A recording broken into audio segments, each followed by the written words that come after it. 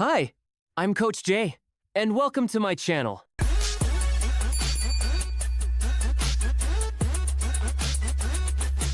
Disclaimer o paalaala. All content shared here reflects my personal opinions and perspectives only. Ang lahat ng nilalaman ay batay sa aking sariling pananaw at opinyon. This is intended for entertainment and informational purposes lamang at hindi dapat ituring bilang professional advice. Ang pag-iingat ng manonood ay kinakailangan. Oh, yung mga kamote dyan, para sa inyo to. Makinig ng mabuti, madaling sabihin, pero mahirap gawin. Marami pa rin ang kamote drivers ngayon sa kalsada. Hindi lang traffic ang problema, kundi yung ego wars na nagiging boxing ring sa bawat intersection. Studies reveal na poor traffic management, aggressive driving habits, at unstable emotions ang nagpapatrigger ng mga driver. Imagine, simpleng commute nagiging unahan kung sino ang unang sasabog ang ulo.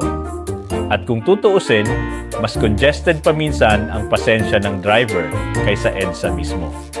Towards the end of the day, parang lahat gusto nang mag-transform into mixed martial art fighter, walang gusto magpaubaya, puro galit lang, puro kamote. Hey buddy, just a quick one. If you like it here, please subscribe and follow me for more videos. Psychology explains that driving is not just mechanical, kundi emotional din. Kapag traffic, hindi lang makina ang nagiinit, pati ulo ng driver. Research shows na stress, personality, at triggering levels dictate reactions. Kaya yung iba, ang steering wheel nagiging boxing glove, ready to punch frustrations. Add pa yung cultural, ayaw magpalamang mindset, boom! Chaos sa kalsada. Iba-iba naman yung destinasyon, pero bawat isa gusto mauna. Parang tanga lang. Kapag may nag-rage sa'yo, experts say huwag kang makipagsabayan.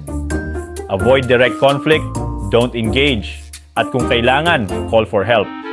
Huwag na huwag ka lumabas ng sasakyan mo, unang lalabas, talo. Pero sa totoo lang, mahirap ang hindi sumagot kaysa mag-retaliate. Discipline talaga ang kailangan para magpanggap na bingi habang may nagmumurahan o nagsusuntukan sa tabi mo. Libre boxing show, free live entertainment. Composing yourself bago ka sumabog is like holding back a sneeze sa simbahan. Techniques include deep breathing, shifting focus, at pag-recognize ng early signs of anger. Kung ramdam mo na parang gusto mong mag-transform into Incredible Hulk, pause, inhale, exhale, at remind yourself, walang nanalo sa road rage, lahat talunan. Kung meron man, sila yung mga taong nanood lang sa tabi. Bago ka mag-drive, kailangan mong dalhin hindi lang lisensya, kundi mindset of calm. Experts call it mental armor. Think of it as baon na pasensya sa glove compartment. Kung may baon kang kape, baunan mo rin ng self-control. Kasi the road doesn't care about your mood. Pero your mood can ruin the road for everyone. And here's the kicker. Road rage is contagious. Isang galit na driver, buong lane galit na din. Kaya kung ayaw mong madamay, treat anger like virus. Wash your hands of it, keep distance, at huwag mong hayaang kumapit sa isipan mo.